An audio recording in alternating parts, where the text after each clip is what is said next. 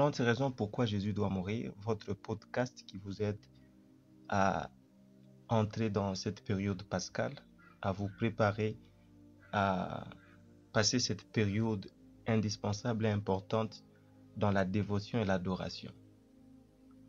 Aujourd'hui, nous allons parler de la deuxième raison pourquoi Jésus doit mourir. Jésus doit mourir pour plaire à son Père céleste. La plupart des gens et des évangéliques ont tendance à penser que c'est la mort de Jésus qui a conduit Dieu ou qui a mené Dieu le Père à se montrer clément à contre-cœur envers le pécheur. Non, pas du tout. Ce que Jésus a accompli par ses souffrances et sa mort était l'idée même du Père.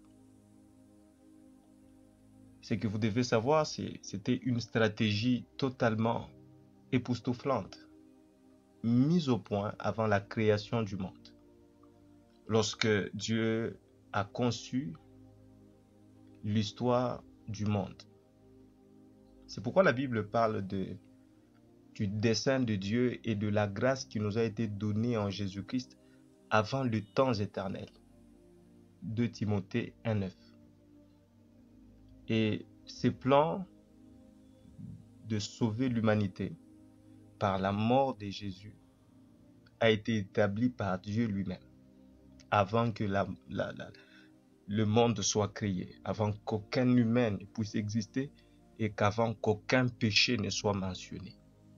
C'est ce que la Bible dit dans Ésaïe chapitre 53. La Bible dit, cependant, ce sont nos souffrances qu'il a portées. C'est de nos douleurs qu'il s'est chargé. Et nous l'avons considéré comme puni, frappé de Dieu et humilié. Mais il était blessé pour nos péchés, brisé pour nos iniquités.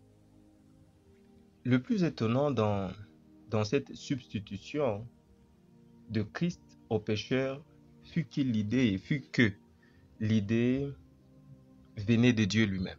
Ce qui semble paradoxal, c'est que c'est Dieu lui-même qui a décidé, avant que le monde ne soit formé, avant que le péché ne soit mentionné, que son Fils allait souffrir à la place de pécheurs.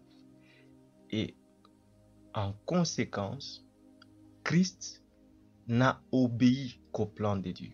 Donc la mort de Jésus démontre à suffisance son obéissance et sa soumission pour accomplir ce que Dieu avait arrêté avant le monde. C'est que Christ n'est pas entré par la suite dans le plan divin du châtiment des pécheurs.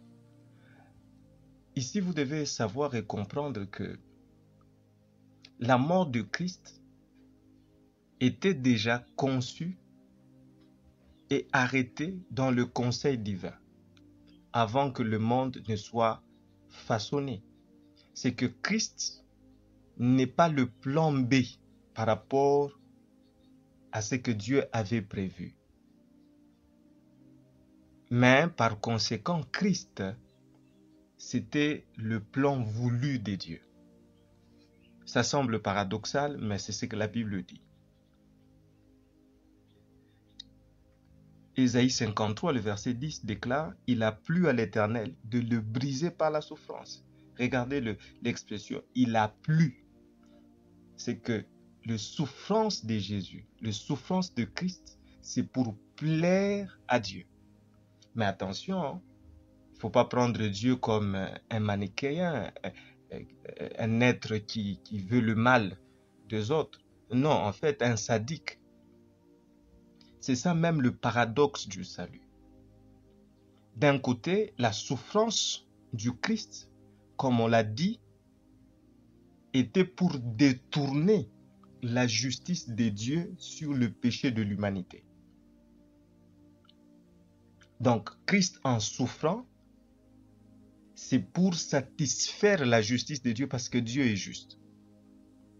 D'un autre côté, la souffrance de Jésus sublime l'acte de soumission et d'obéissance à la volonté de son propre Père.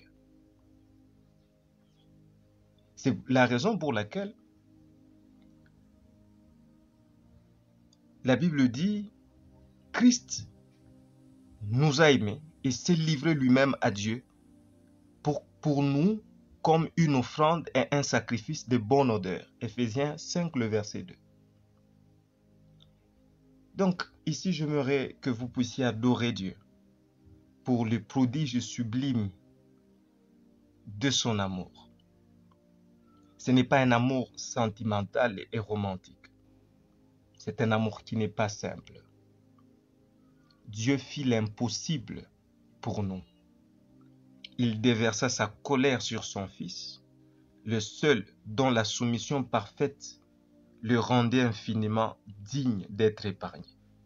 L'acceptation volontaire du Fils d'être frappé fut précieuse aux yeux de Dieu.